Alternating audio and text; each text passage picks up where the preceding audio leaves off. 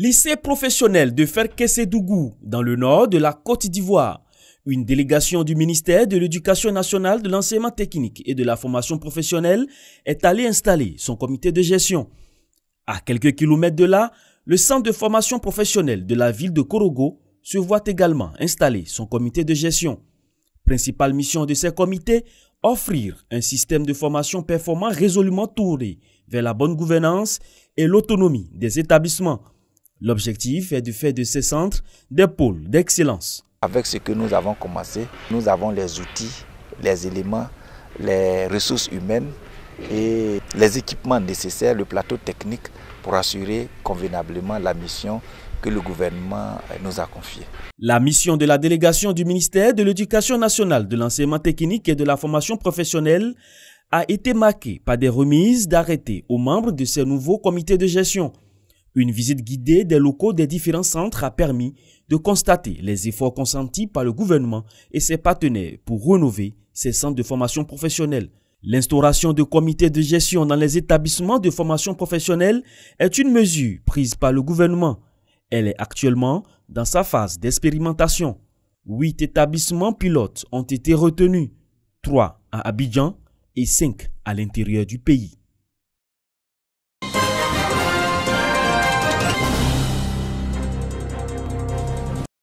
Offrir aux enfants orphelins, abandonnés ou séparés de leurs parents, le bonheur de grandir dans la chaleur d'une nouvelle famille. Telle est la mission première de l'ONG SOS Village d'enfants, fondée au lendemain de la Deuxième Guerre mondiale en Autriche. En Côte d'Ivoire, depuis 1977, avec le village d'Abobo, l'ONG travaille pour prévenir l'abandon des enfants. Présente à Yamoussoukro en 2014, SOS Village d'enfants a été présenté aux autorités locales. Nous avons formé beaucoup de jeunes qui sont sortis de nos structures et qui pour le moment ont des difficultés pour s'insérer dans la vie active. Nous avons un village à Boisseau qui est en train de connaître une situation un peu difficile en termes de vétusté. C'était au cours de la conférence des directeurs et chefs de service de la capitale politique. Paul Bateau, directeur national des SOS Village d'enfants Côte d'Ivoire, a présenté les conditions d'admission et comment soutenir les activités de l'ONG. En tant que maire, je voudrais demander à toutes mes sœurs qui sont dans la ville de Yamoussoukro et même dans la Côte d'Ivoire de venir en aide à ces villages SOS. L'artiste chanteuse Betika est venue apporter sa contribution pour le bien-être des pensionnaires des SOS Village d'enfants. Je suis venue ici pour rencontrer les enfants SOS de Yamoussoukro pour chanter ce chant avec eux. SOS Village d'enfants Côte d'Ivoire intervient également dans les domaines de la santé, de l'éducation et de l'accès à l'eau potable.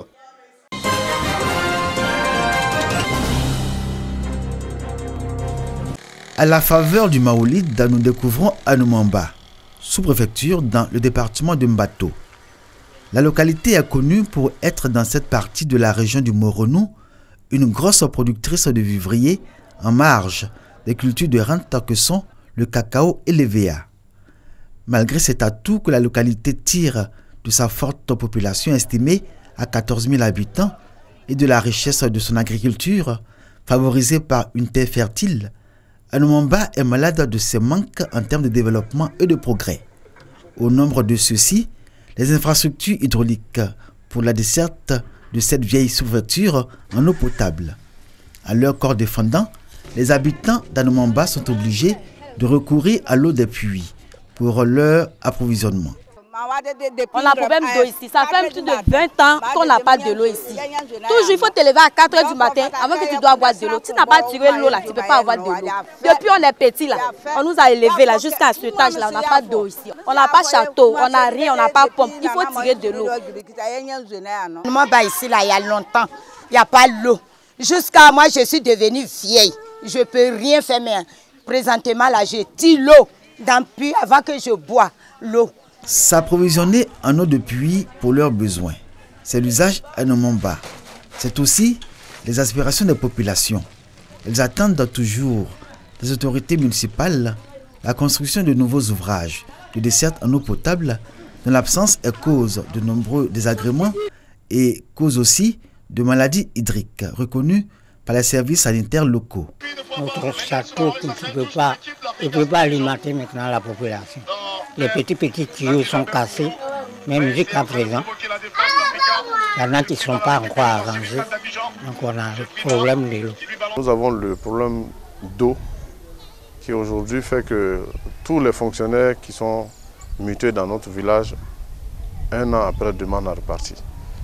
Et aujourd'hui, le château d'eau, l'étude du château d'Anoumamba a été réalisée grâce au gouvernement et nous attendons tout simplement que le financement soit mis en place pour qu'un grand château soit réalisé pour le bonheur de la population.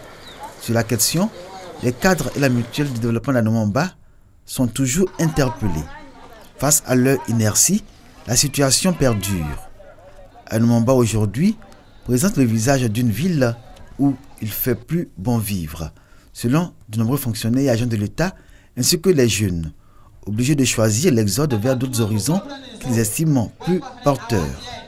Encore que, pour accéder à cette sous-préfecture ou en sortir par voie terrestre est un véritable calvaire. Nous sommes seulement à 150 km d'Abidjan à partir d'Aboville et de Séché à Anoumamba pour les 15 km aujourd'hui nous faisons pratiquement 1h45 pour pouvoir arriver sur le bitume. Nous sommes enclavés. On n'a pas eu bonne route pour sortir. Tout ce qu'on fait à Anoumamba ici, travaux, ce qu'on sème ici, là, tout ça reste à Anoumamba. Ça ne peut pas sortir pour aller à Abidjan, pour aller vendre. Le mauvais état des routes par lesquelles on accède à Anoumamba est cause des alarmes des populations, avec les coupeurs de routes qui pullulent dans la zone, notamment sur l'axe Séchy-Anoumamba. Le train qui jadis faisait la fierté de cette localité et le chemin de fer, porteur de tous les espoirs, ne sont que l'ombre d'eux-mêmes. Conséquence de toutes ces réalités, la vieille sous-préfecture continue de sombrer dans la léthargie, dans son aspect de gros village.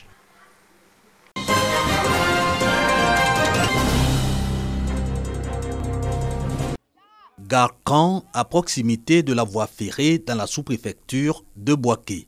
Certes, une école primaire et un centre de santé, mais dans ce village, pas d'électricité ni eau potable.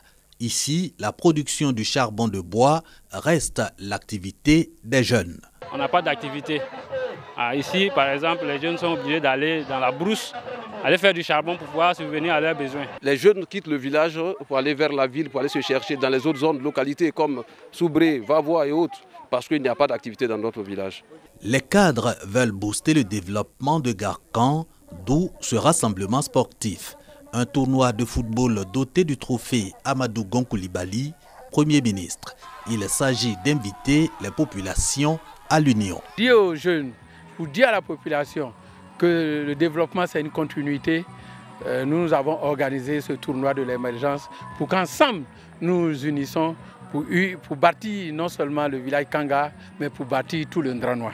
Pour les représentants du parrain, seule la paix favorise le développement. Chaque fois qu'il est question de renforcer la paix, il faut venir. Le sport renforce la paix.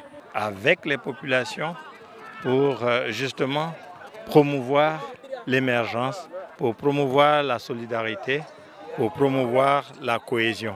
Au terme de cette journée sportive, c'est le village de Kokoukro qui a remporté le trophée Amadou Gon Coulibaly.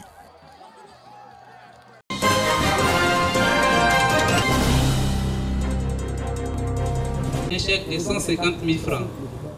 Un chèque d'un montant d'1 million de francs CFA remis à chacun des 31 ayant droit de victimes. La crise post-électorale, la sous-préfecture de Sago, dans le département de Sassandra. Les orphelins de ces personnes décédées bénéficient également de prise en charge. 7 d'entre eux bénéficient des bons de prise en charge scolaire, dont le montant varie entre 60 et 150 000 francs CFA. Ces actions sont du ministère de la Solidarité, la cohésion sociale de la lutte contre la pauvreté. Le professeur Kwame Nguessan, représentant la ministre Maria Toukone, saisissant cette tribune, a encouragé les Ivoiriens à la culture de la paix, qui selon lui devra se traduire dans les actes. J'exhorte les victimes et les endroits des victimes à pardonner pour que nous tournions définitivement cette page triste de notre histoire récente. Engageons-nous à épouser une culture de la paix qui privilégie le dialogue, la concertation, le consensus, le compromis, les concessions réciproques pour la prévention, la gestion et la résolution des conflits. Seule une paix durable peut nous offrir les meilleures perspectives pour aller à l'émergence à l'horizon 2020. Les bénéficiaires ont exprimé leur gratitude au gouvernement qui vient les soulager après le décès de leurs parents. Leur porte-parole a signifié que ce soutien permettra de réaliser des activités génératrices de revenus afin de favoriser davantage une vie décente dans les familles. Ce n'est pas la première fois que la sous-préfecture de Sago reçoit réparation de l'État de Côte d'Ivoire. Déjà, 164 ayants droit de victimes ont été indemnisés à hauteur de 164 millions de francs CFA. Le cumul des réparations à Sago est estimé aujourd'hui à près de 200 millions de francs CFA. Kébé Hamadou, député de Sago d'Akwadou, a saisi cette occasion pour inviter les populations à la consolidation du climat de paix et de la cohésion sociale dans la région du Boklé.